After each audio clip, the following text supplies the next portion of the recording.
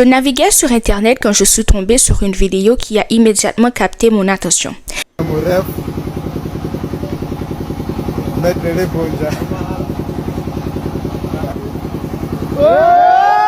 Intriguée, je me suis demandé d'où venait cette pratique qui semble avoir de racines profondes dans les cultures africaines et caribéennes. Quelle est son origine et comment fonctionne-t-elle? Après des recherches, j'en ai découvert un peu plus. Le passé-balai est une pratique spirituelle utilisée pour découvrir la vérité, particulièrement dans les cas de vol ou de mensonge. Son objectif principal, identifier un coupable en faisant appel à des forces surnaturelles ou spirituelles.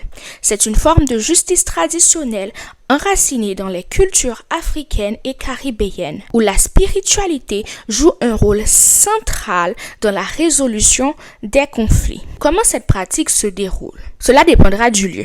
Selon ce que j'ai trouvé, l'Afrique c'est le lieu où ça a pris naissance avant que cela se répande dans les Caraïbes. Connu aussi sous le nom de sweeping broom, donc passé-balai, cette pratique peut avoir des variations selon les endroits, mais le but et le résultat restent les mêmes. Attraper un voleur, un menteur ou un coupable grâce à un esprit dit vengeur tout en récitant une ou des incantations. Dans certaines régions d'Afrique, la manière traditionnelle de le faire consiste à utiliser deux balais africains qui s'attachent à votre cou. Cet esprit de justice vous relâchera que quand vous aurez admis votre faute. Parlant d'incantation, en Haïti et en Jamaïque, on invoque souvent Saint-Pierre et Saint-Paul pour qu'ils révèlent la vérité, ce qui me fait penser à la chanson Saint-Pierre, Saint-Paul, dis-moi la vérité avec qui je vais marier. Roi, capitaine, chevalier, etc. Et l'incantation est la suivante. Dieu, je n'ai point pris d'argent.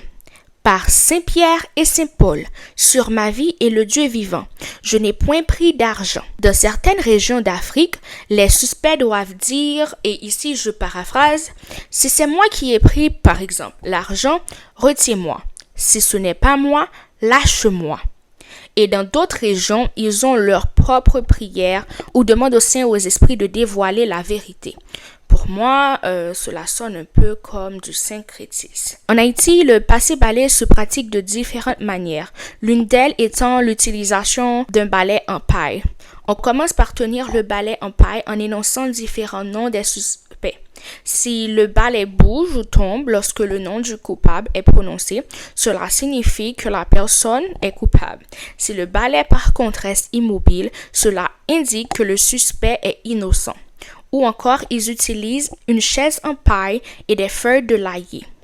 On place une petite chaise en paille et des feuilles de laurier autour d'elle. Les noms des suspects sont cités et lorsque le nom du coupable est prononcé, la chaise sera retenue par les feuilles. Ce balai ressemble au balai traditionnel africain utilisés dans les provinces. Une Bible et une clé peuvent aussi être utilisées dans ce rituel.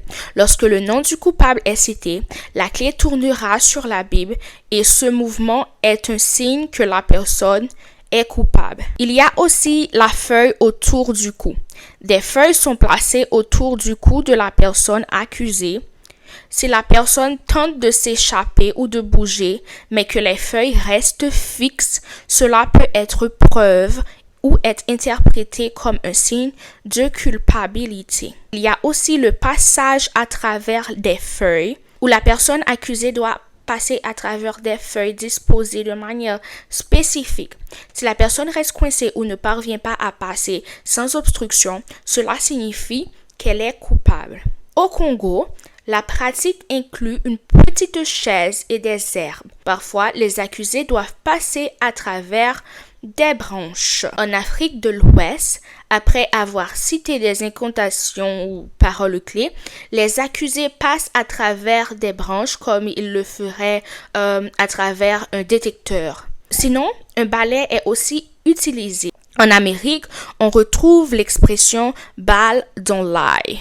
Et dans des pays, notamment le Ghana, le Nigeria, où la pratique est connue sous le nom de « balle no dey lie ». Au Trinidad, on utilise une Bible et une clé, tout comme en Haïti. Dans certains cas, ce rituel est appelé Return Bible ou Bible and Key ou encore Turning the Bible. En Jamaïque, un autre élément est utilisé, un verre d'eau et une bague.